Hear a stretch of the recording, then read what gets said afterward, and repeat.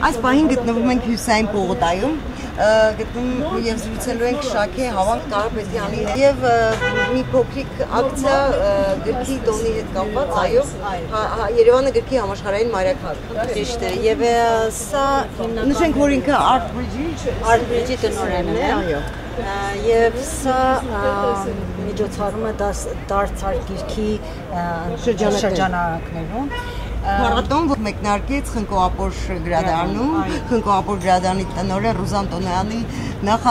նախաձեռնությամբ եւ արդեն որերորդ տարվա ջանքերով երրորդ տարվա, այո։ Եվ այս տարի մեզանից խնդրեցին, որ մենք միջոցառում անենք բացօթյա, որով մենք շատ հիմնականում շատ ենք այս ձեռնարկությունը առաջին անգամ նա Հիսուսային պողոտանում ենք, բայց մենք անում ենք Աբովյան փողոցում ընդհանրապես։ Այս ծածկի տակ ինչ գրքեր եք հավաքել։ Ամեն ինչ որ կարողացել ենք հավաքել։ Ինչ որ տպագրվում է Հայաստանում։ Ինչքան որ կարելի է հավաքել ենք, բոլորը կարող եմ ասեմ կարելի ասել մշակույթի նախարարությունը աջակցությամբ, քաղաքապետարանը շատ բարեհամբույր Ես տեսնում եմ մանկական գրականություն, ժամանակակից հայ գրականություն, եւ նոր լույս տեսած գրքեր դրիվ։ Եվ կարող եմ ասեմ, որ մեծ մասամբ հեղինակները կամ հրատարակչությունները իրանք զեղչային քաղաքականություն են կիրառել, որը մենք փոխանցելու ենք հանրային ժողովրդին, ունենալու ենք միջոցառումներ, ծանոթում ժամանակակից հեղինակների։ Բայց այսի առաջին քայլ ենք համարում, որ այսի կարող է շարժողական մեծ գրախանութերի ընդհանուր քաղաքով է։ Ինչպես մեզ հավաստիացնում են, որ պիտի լինի այս ամբողջ տարվա ընթացքում։ Կլինի։ Ես կարող եմ ասեմ, ես իմ կողմից ամեն ինչ կանեմ, որ գոնե ապրիլ կամ մարտ ամսվա մեջ մենք սկսենք, որ եզրափակենք 2012 տարին եւ մեծ քայլեր վերցնենք մյուս տարիներին։ Ինչն է խանգարում, որ օրինակ մի շաբաթ չի կարելի պահել այս տաղավարը։ Որպեսզի մարդիկ գնան, գնեն։ Գիտեք ինչ է շատ հետաքրքիր է եւ էսի լավ գործ է։ Միջև մենք առաջին քայլը պիտի անես, հետո երկրորդ 2 օրով, հետո 3 օրով։ Ավելի լավ է այդպես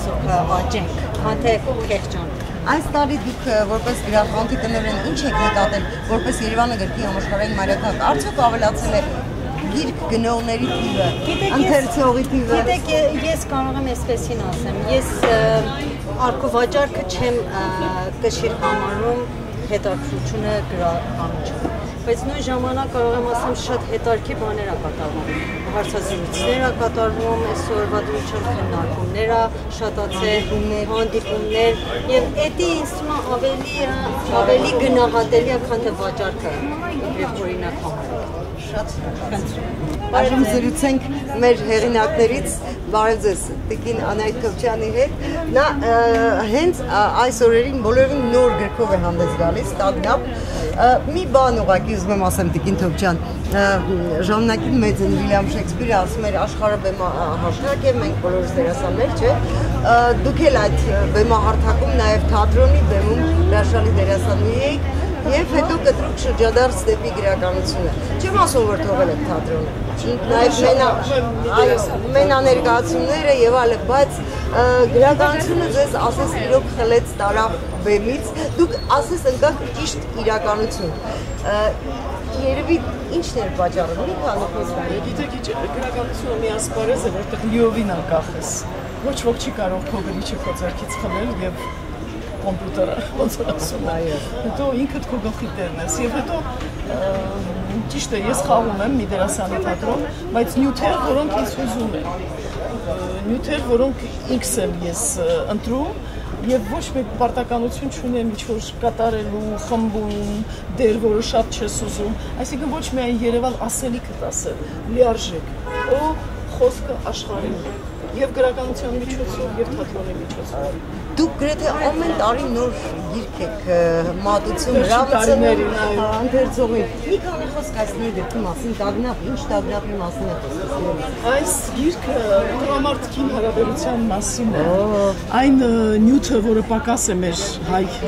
ընթերցողին, լիարժեք ուրեմն ներկայացնել տղամարդկին հարաբերությունը, ընտանեկան սիրո, բայց ոչ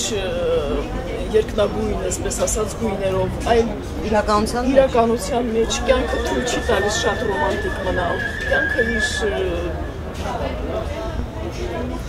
տիղմն է բերում ոնց որ ասում են եւ կեղտոտում նույնիսկ ամենամաքուր մարդկանց։ Եվ Ասեմ զգացմունքները։ Այո, բայց պետք է ուժ ունենալ, իմաստություն ունենալ, ներողամիտ լինել եւ զանազանել սևը սպիտակից եւ իմանալ որտեղ կարելի է ներել եւ որտեղ ոչ։ Տիկին Թոփչյան, մի հարց, այդ վստահ եմ, որ դուք նաեւ ծանոթ եք եւ շատ լավ տեղյակ եք ինչ գրականություն է տվում այս մեր օրերում հայ գրականություն ընդհանրապես այն ամենի այդ թեմային ձեր ասած կին տղամարդ զուտ փոխափիլիսոփայական հարաբերությունների նաև իսկապես շատ բարդ հարաբերություններին հոգեբանական ինչու են այդքան քիչ անդրադառնում չէ՞ որ դա իրոք կյանքի հիմքն է վերջո գիտեք ինչ հավանաբար ներքին ազատություն չունեն կաշկանդված են այդ ներքին ազատագրումը կյանքի ընթացքում պիտի տեղի ունենա եւ սիրո մասին շատ քիչ են գրում էլի իրականում ուցե եւ գրում են բայց չեն հավատում այդ սիրուն հավանաբար դրա համար չի ստացվում լիարժեք չեն այդ գործերը ես ներկայացրել եմ իմ մյուս գրքերը այստեղ եթե դուք ծանոթ եք այս սա ակցիա է հատուկ անում ենք որպեսզի ընթերցողին մտերմացնենք մոտեցնենք գրքին ավելի շատ եւ զեղչով գրքեր ենք դրել սիրալիր սա ուրեմն իմ նախորդ անցյալ տարվա որը կոչվում է անհետացում դարձյալ մեջ հիմքում մեծ սեր կա հիմա այս գիրքը օրինակ գրված է որ առաջին դեպքն է հայ գրականության մեջ որ այսպես ազատորեն պրպտում է այդ հարաբերությունները սիրային եւ նույնիսկ կոչել են էրոտիկ վեպ եւ ռևոլյուցիոն այսինքն հեղափոխական իսկ այժմ մոտենանք գրող գրականագետ թարգմանիչ պարոն Թոփչյանին Բարդ ես պարոն Թոփչյան մի քանի խոսք Երևանը գրքի համաշխարհային մայրաքաղաք հռչակման այս տարվա հետ կապված իրադարձությունների առասարակ գիրքը ինչքանով մտերմացավ ընթերցողի հետ այս տարի եթե կարող եք ձեր գնահատականը Դժվար է ասել որքանով մտերմացավ դա այսօր նորը բացվել կտեսնենք հուսանք առևտուրը լավ կգնա ես կուզեի մի բանի մասին խոսել իհարկե ուրախալի է որ մենք անդրադառնում ենք մեր 500 տարի առաջ սկսած մեր այսպես մեծ լավ իմաստով արկածախնդրությանը գիրք տպել արկածախնդրությունը դրական իմաստով բայց ես չէի ուզի որ միայն անցած ժամանակների ուրեմն փառքին միայն հենվենք ապավինենք հա այո ապավինենք որովհետև անցյալը արժեք ունի այնքանով որքան կարողանում ես դու քո ներկա գործերով այն իմաստավորել լրացնել այդ առումով կարծես կան այստեղ հետարքիր հրատարակություններ եւ թարգմանություն եւ օրիգինալ գրականություն ինչ ասեմ բոլորս գիտենք որ գիրքը հիմա այլևս այն հասարակական այն մշակութային արժեքը չունի ինչ 20-30 տարի առաջ երբ տպագրվում 20-30-50 հազար տպականակ սովորական աներ թվերին ինչ ասեմ մի քիչ խաբուսիկ են երևի դրանք նաև հուսանք չեմ կարծում թե մենք նորից կվերադառնանք այդ տասնյակ հազարներին բայց գոնե կարողանանք կրկնապատկել ներկայիս համեստ տպականակները հայ գրողներ ներեցեք հայ գրողներ 100 տարի առաջ շատ մեծ էր նորություն մեջ ասենք Թումանյան, Սարգսյան, ի վերջո ավելի առաջ Ռաֆի արևմտահայ գրողներից հիմա ինչպես արդյոք տեսնում եք ինչպես եք տեսնում հայ ժամանակակից գրողը մեկուսացած չէ հասարակությունից կամ չէ մեկուսացված չէ նա ուղղակի կորցրել է հասարակական այն դերը մեր արժեհամակարգում եւ նախկինում նա կիսաստված է ես նկատի ունեմ մեծ գրողներին սկսած Ափուտ Ծահարոնյանից մինչև արդեն Պարուր Սևակ, Սիլվա Կապուտյան եւ այդ սերնդի վրա կանգ առավ։ Դրանից հետո գրողը ոչ միայն դարձավ հասարակության շարքային անդամներից մեկը, ավելի վատ, նույնիսկ մարգինալացվեց։ Ինչ որ առումով նաեւ իր մեղքով։ Ինչու, որովհետեւ նրա դերը, նրա դերակատարությունը հասարակության կյանքում փոխվեց։ Հիշեք, թե ինչ արժեք ուներ մեզ համար Ռաֆին, Ահարոնյանը, Շիրազը, Սևակը։ Նրանք այսպես ասած ազգային ոգեկրողներ են։ Հիմա մենք ունենք պետականություն, դա լավ է անշուշտ, այլևս այդ մեր ազգային խնդիրները մենք լուծում ենք ավելի բարձր մակարդակով, արդեն այդպես էլ պիտի լիներ, սա նվաճում է, բայց միաժամանակ, քանի որ մենք արդեն մեր պատկերացմամբ ստեղծել ենք ազգային գործիչ գրողի կերպարը, երբ որ նա այդ գործառույթը նրանից վերցվեց, այլվեց,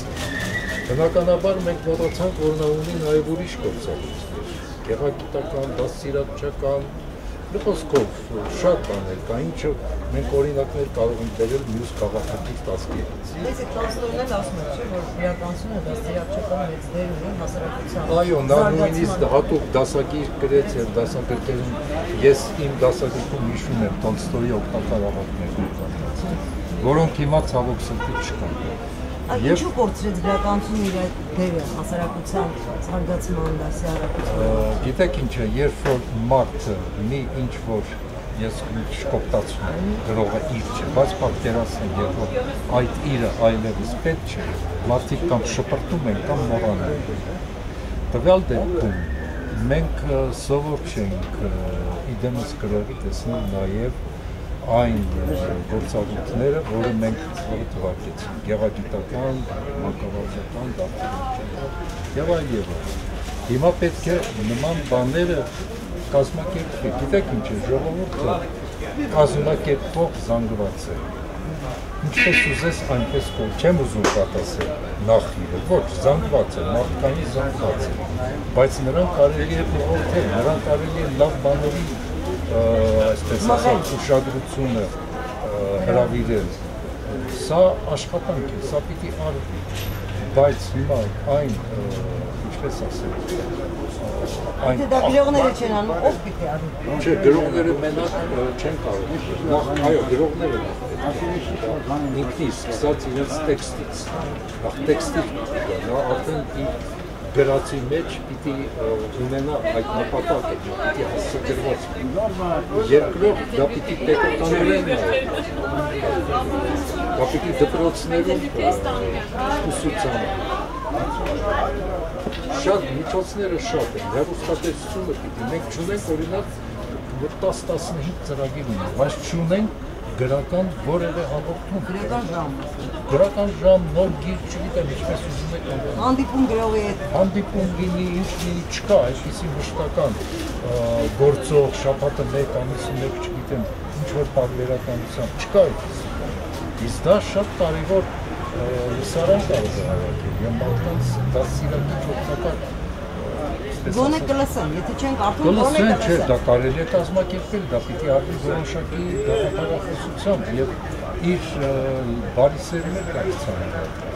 Չի արվի։ Հիմա մենք ասում ենք իր նախկին ուրեմն հասարակական ֆունկցիան կորցրեց, նորը չի ձեռքբերել։ Նորը պետք է անենք։ Ում ենք սպասում, ով պիտի անենք։ Այս տարին 2012-ը Երևանը որպես գրքի համաշխարհային հայրապետ, արդյոք չէր կարող հենց այդպիսի մի խթան հանդիսանալ ի վերջո նման։ Դեք մենք այս 2012 թվականում պիտի կարողանանք իմի բերել ինչ-որ կատարված աշխատանք։ Ամեն մի մեծ խոշոր պետական գործիչ ոչ միայն մտածում է այսօրվա մասին, նաև նա կազմակերպում է իր վաղը։ Ես թող չգիտեմ ինչպես կհնչի, մեր պետական գործիչներից ոչ մեկը չմտահոգվեց մշակույթ։ Նայեք նրանց քաղաքական ծրագրերը, մշակույթ բաց չկային։ Նրանք իսպատ ուրիշ, չգիտեմ ինչերով են զբաղված, չեմ ուզում ասել այն,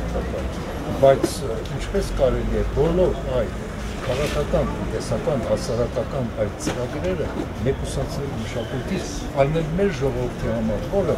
1600 տարի իր ամեն ինչը զուգորդել է մշակութային զարգացում։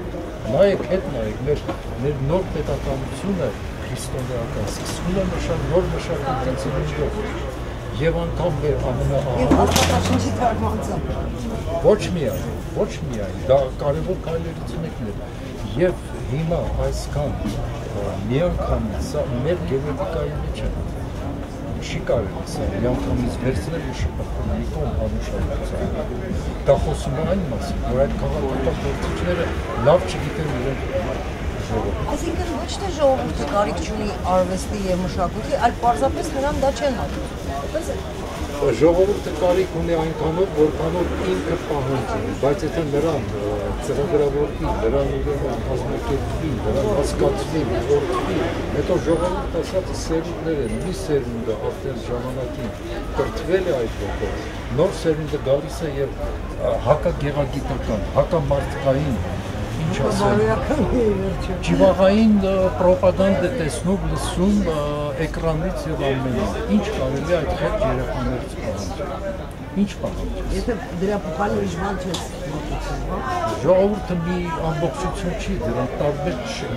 մտայնություններ են, տարբեր հոգեբանություններ են։ Ահա այս պետությունը պիտի միավորի ըստ իր քաղաքական պահանջների։ Լավ, իսկ դրողները այսօր ժամանակակից դեր ունեն Դեր ունի նա, ով կարողանում է տաղանդավոր գործ ստեղծել, ով գիտակցում է, ով ուժ ունի գրելու, ով իր, ինչ ասեմ, գրիչը թաթախում է ազնվության մեջ։ Սա է։ Ես եմ շնորհակալ։